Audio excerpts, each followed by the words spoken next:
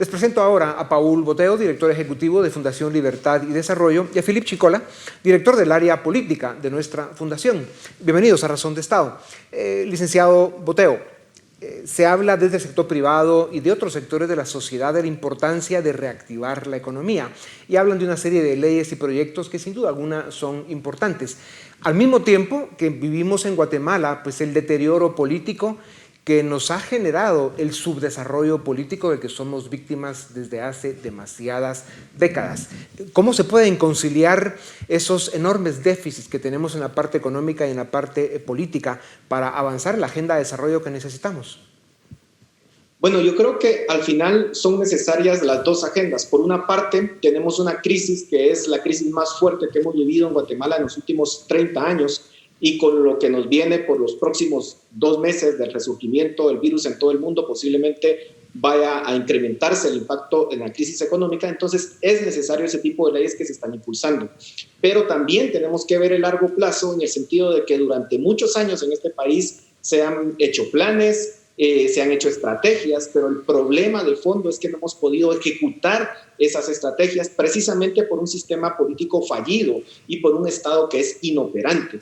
No nos queda más que poder impulsar ambas agendas, pero de verdad impulsar las dos, porque si solo nos vamos a concentrar en el corto plazo, pero vamos a olvidar el largo plazo, creo que no va a tener los resultados que nosotros esperamos. ¿Usted puede resumir eso como que la falta de instituciones es lo que impide realmente el desarrollo de las naciones?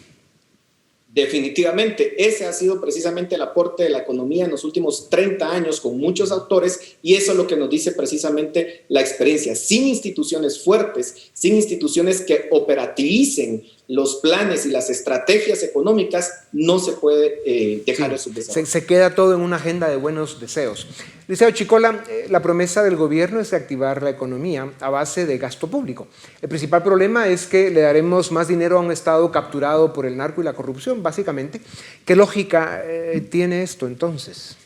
Es la lógica de echarle más agua a la cubeta agujerada. Si no se hace antes un esfuerzo por rescatar instituciones, por reformar el sistema de justicia, el modelo de gestión pública, el servicio civil y el sistema político electoral, podemos ampliar presupuestos, podemos darle más recursos a las instituciones, pero al final esos recursos van a ser capturados por la corrupción. Si no hacemos antes una reforma profunda de las instituciones del Estado, encaminadas a crear institucionalidad sólida, cualquier política económica, cualquier política fiscal no van a tener el objetivo de generar realmente desarrollo para la población.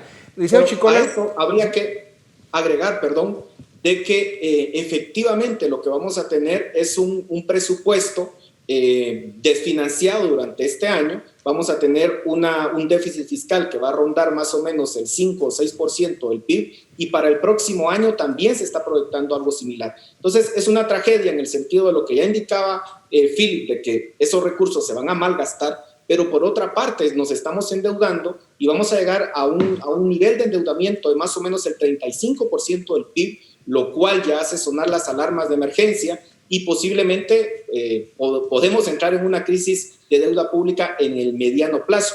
Hay que ver lo que está ocurriendo en Costa Rica. Lo impensable, que era básicamente la Suiza de Centroamérica, está hoy en problemas fiscales. Eso es lo que tenemos que evitar. Sí. Y precisamente por el fracaso que estamos teniendo en la parte económica, licenciado Chicola, el peligro es que este subdesarrollo político del que somos víctimas y lo que pasa con nuestras economías cree las condiciones para movimientos populistas. En las últimas elecciones en Guatemala, el partido afín a Codeca y su candidata Telma Cabrera se llevaron casi 500,000 de votos, algo impensable hace algunos años. ¿Hay amenaza populista en caso de que el país no entregue resultados pronto? Totalmente. Si vemos la historia de Ecuador con Correa, de Bolivia con Evo o de la Venezuela pre-Chávez, básicamente eran países que tuvieron periodos de poco crecimiento económico o de estancamiento económico, clases medias que perdieron una situación de comodidad de vida, instituciones débiles y movimientos populistas emergentes. Todo eso lo encontramos hoy en Guatemala. O sea, Codeca ya dio el campanazo en el 2019 con ese 10% de Telma Cabrera. La pandemia COVID-19 tristemente está generando más pobreza, está generando pauperización de las clases medias. Si no se atienden los problemas estructurales en materia de instituciones y de crecimiento económico, Eso es un caldo de cultivo para que en 2023, no sé si Telma Cabrera, pero movimientos como el que ella representó en las elecciones pasadas puedan dar una campanada electoral. Y eso sería una tragedia para Guatemala. Sí, más allá de que sea un conflicto ideológico, el problema es que los valores que representan, o mejor dicho, los antivalores que representan, pues son precisamente los que han causado el subdesarrollo y la miseria de los pueblos. Y precisamente porque las élites de América Latina no han sido capaces de diseñar y ejecutar un modelo de desarrollo efectivo, es que caemos en ese tipo de trampas suicidas. Licenciado Boteo, dar más dinero a un Estado que además de corrupto es disfuncional es un error. En 2020 lo demostró, pues el gobierno tuvo el presupuesto más grande de la historia y se robaron muchísimo, otra parte no se ejecutó o se lo gastaron burócratas inútiles.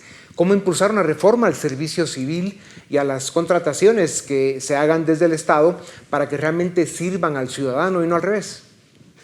Con sentido de urgencia. Yo creo que hemos tolerado durante mucho tiempo que se roben el dinero. Vemos el ejemplo que ha sucedido esta semana, por ejemplo, con un funcionario público que dice que se le perdieron 135 millones de quetzales, lo cual es una vergüenza y debe de indignarnos a todos los ciudadanos. Y lo que nos dice esto es que necesitamos con urgencia una reforma del servicio civil. El Estado de Guatemala ha alcanzado un nivel de complejidad ya bastante grande.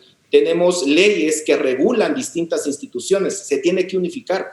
Pero esto, por supuesto, no le conviene a los diputados porque muchos de ellos se benefician con plazas fantasmas, con darle, de hecho, plazas a sus amigos como favores políticos.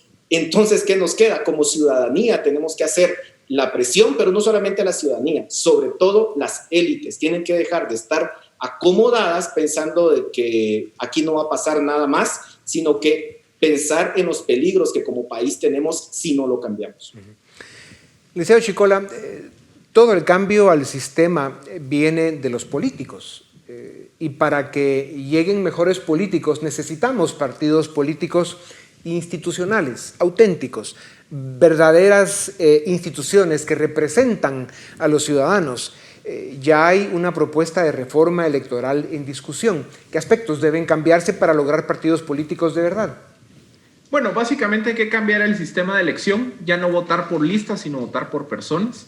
Hay que democratizar los partidos, es decir, que haya competencia interna para que nuevos liderazgos puedan desplazar a toda esa partidocracia corrupta que ha tomado control del sistema político.